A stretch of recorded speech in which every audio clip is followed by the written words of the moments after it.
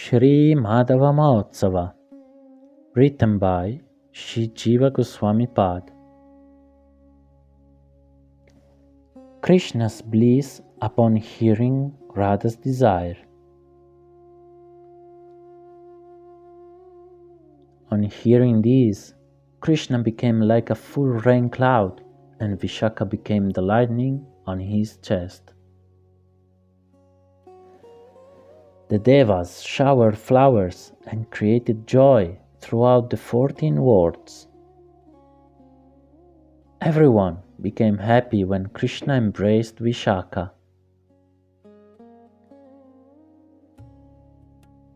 As the great ocean is the resting place of Narayan, the Abhishek of Radha is the ocean of love of Krishna. As Ananta's hoods shelter Narayan, the Abhishek displays Krishna's unlimited excellence in pleasures. As Lakshmi embraces the limbs of Narayan, ecstatic symptoms cover the body of Krishna.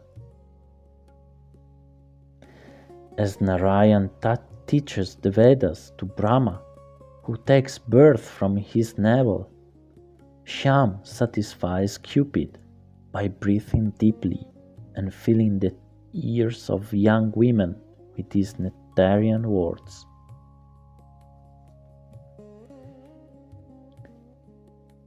Krishna said to Vishaka, "O Saki, you have requested the coronation of Radha as the Queen of Vrindavana, as the prize for pleasing Radha.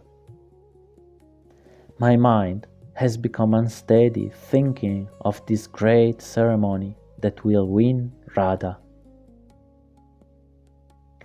Today you have revealed my long-cherished desire. As the Devatas attained the auspicious moon as a permanent asset by churning the ocean, similarly, the Abhishek of Radha will give me the greatest bliss. O dear Saki, I am not satisfied even by giving her my heart. I am truly ashamed that all I am giving Radha is jurisdiction over the forests." As Shiva is most auspicious, and the crescent moon sitting on his forehead gives both him and the world bliss, Vrindavan, which is filled with bliss, is my auspicious abode. Radha decorates it with qualities that far surpass those of anyone else. When will I see her as the Queen of Vrindavan? Do not delay. Quickly let Radha, Lalita, and the other Sakis hear my words of submission. As Murari prayed to her in this way, Vishaka saw Vrinda approaching. Vrinda's arrival. With a gentle smile, Vishaka said, "O Vrinda Devi, you are certainly not a thief. Your great affection cannot be a fault. But why did you suddenly disappear to some secret place after placing Radha's garland on Krishna?" Vrinda could understand that in Krishna's presence these words of Vishaka were but a pretense, and that her desires had been fulfilled. Deriving great bliss from the clever, joking words of Vishaka, Vrinda remained stunned for a few seconds.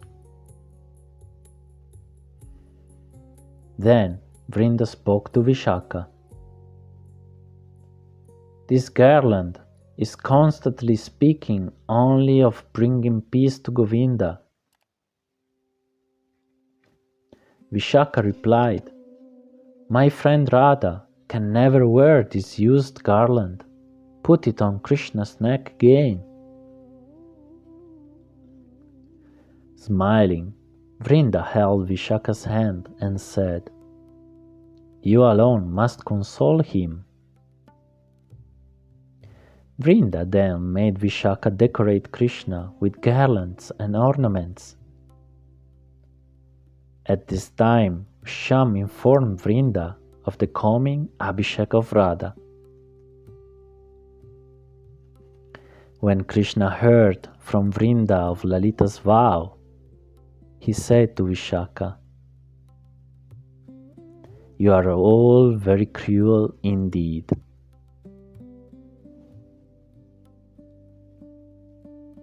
Purnamasi and Vishaka meet Radha. Just as medicinal trees eagerly yield their herbs when the Purnima Tithi, full moon day, approaches and the moon becomes spotless in the cloudless sky, the gopis welcomed Purnamasi, whose austerities were now bearing fruit, and Vishaka, whose happy, gently smiling face resembled the moon. Embracing them, Purnamasi asked questions, wiped away their tears, and blessed them hundreds of times. Folding her hands, she said, "I have one simple request. The water of Radha's Abhishek, which will satisfy all of Vrindavan, will nourish this desired tree. The tree will produce flowers and fruits. This is the object of all my austerities. You must take those fruits and taste them." The gopis spoke. "O Purnamasi, we will hold this ornament qualified by your garland of orders on our heads.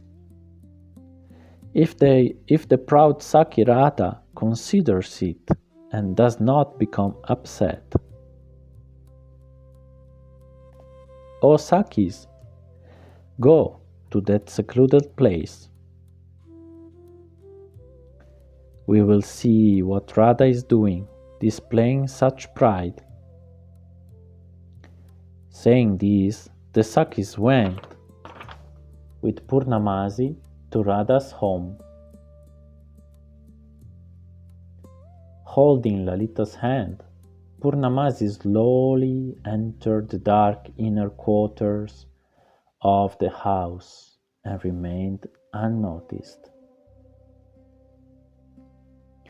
The other Sakis standing with Vishaka could hear the sobbing words of Radha. Radha's repentance. Radha said, "Oh, after the universal fires destroy all the entities at the time of Pralaya, the destruction of the universe, 100 years of rain brings peace. So now my tears are extinguishing the fire of my pride, which is burning up the 5 elements of my body. Who can I tell this to? To whom can I speak? I remain here in a angry mood. No one knows how much my heart is overcome by pride. O earth, quickly give shelter to me. O Madhava, spread your illusion in the 4 directions." On seeing the face of his messengers, why do I become agitated and speak such sharp words? Even if I churn harmless milk, terrible fire appears. Today I had a dream that Krishna had sent his ornaments as consolation through Vrinda. Overtaken by pride, I did not even look at those ornaments. Why didn't the Creator blind me on the spot? Hearing about my innate, intense, cruel anger, Mukunda even approached my bed. Trembling, he praised me, but I ignored him. My intelligence is like a fish that has fallen in the desert. I have lost all power of discrimination. Even by performing hundreds of lifetimes of severe austerity, I cannot attain his service. Yet he has come here, embracing me, tightly and gently caressing me. But I maintained my anger and pride. How cursed I am! Purnamasi reveals Krishna's plan. Hearing the continuous lamentation of Radha, the Sakis became petrified, like dolls, and perspired profusely. Then Vishaka asked Radha, "Now, please tell us, what do you want to do?" Radha exhaled and burst into tears upon hearing this. Then she embraced Vishaka, and they bathed each other in their tears. When the Vishaka constellation appears along with the Anuradha in the evening at the time of the full moon and makes the moon rise over Udaya mountain, the lotuses become blissful. Taking permission from Purnamasi, Vishaka and Lalita went to the house where Radha was exhibiting her pride. The old world rejoiced when they brought Radha out of the house. While Radha was angry, her grief was like the hot summer sun that burned the Yamuna eyes of the Sakis. But when the sun is ornamented with clouds, it gives relief with showers of rain. When their eyes fell upon Radha, flowing with the nectar of fresh youth and blossoming beauty, the Sakis shed both hot tears of pain and cold tears of bliss. One Saki picked up the cloth that Radha had thrown on the ground. One Saki waved the edge of her cloth to keep the bees away. Another Saki held Radha by the waist with her two lotus hands. By such dedicated services, a person attains the jewel of pranaya, affection. They made Radha sit in that place. After Purnamasi was seated and worshipped, Radha paid her respects. Then Purnamasi wiped Radha's tears-soaked eyes, raised her eyebrows and spoke to her with tear-filled eyes. She said, "Being pure in heart, you have offered your mind to Hari life after life. Your beloved is also pure and deeply attached to you. The Sakis are eager to arrange your meeting with Sham. Where has this afflicting anger come from? If you desire to keep this anger as an ordinary habit, why did you not first ask your old companion? Or did you simply want to show off your childish nature?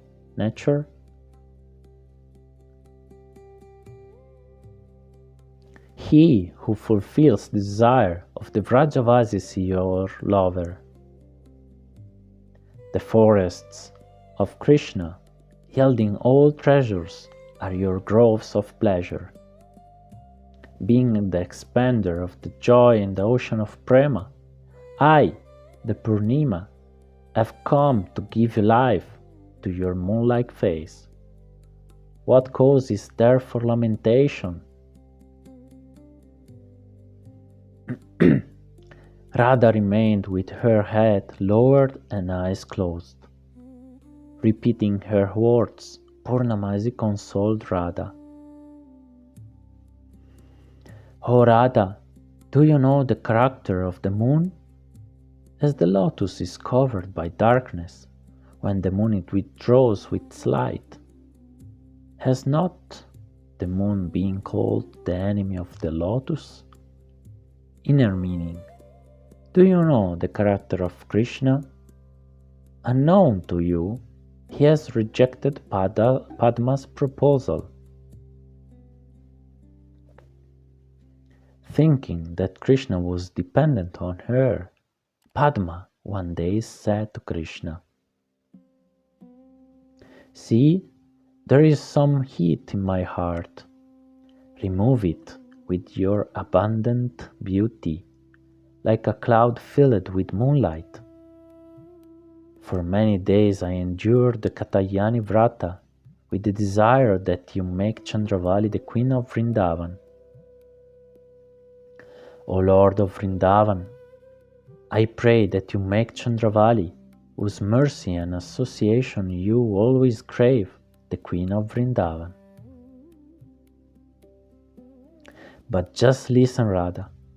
Many days ago, when I spoke to Krishna, he told me that he wanted you to become the Queen of Vrindavan.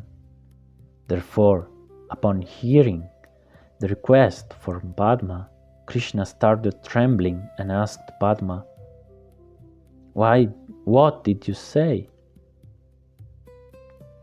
Padma answered, "May she, whose name starts with Chandra, and who is stated in the Vedas to be the consort of Madhava, and who gives the best conjugal love, become the Queen of Krishna." Radha, long ago you partially accepted the form of the Gandharva named Chandrakanti. The Rik Parshista speaks of Radha and Madhava. That Radha mentioned is your partial form, Chandrakanti. In anticipation of your coronation, Krishna remembered this, led out a long sigh and said, "Let it be so." On the full moon night, the moon sprinkles drops of nectar in the lonely forest. The chakora birds relish that nectar, while the chataka birds cannot find it. In this way, Purnamasi secretly revealed Krishna's clever trick to the ears of the Sakis. It came to the ears of the Sakis, but surprisingly, Padma and the other rivals knew nothing of it. This was only proper. Lalita and the gopis thus attained the blessings of Katyayani.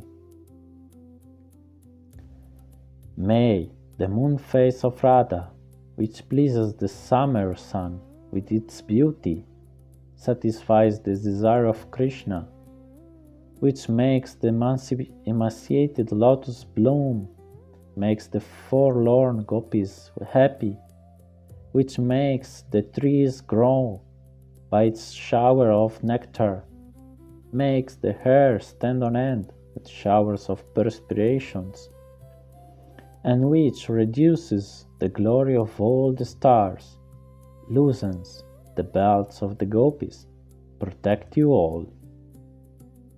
I eternally serve the lotus feet of Srila Rupa Goswami and beautiful Krishna who always rain a shower of mercy on this fallen soul, even though I am the lowest of the low, knowingly addicted to offenses, completely impure, and have no taste for devotion.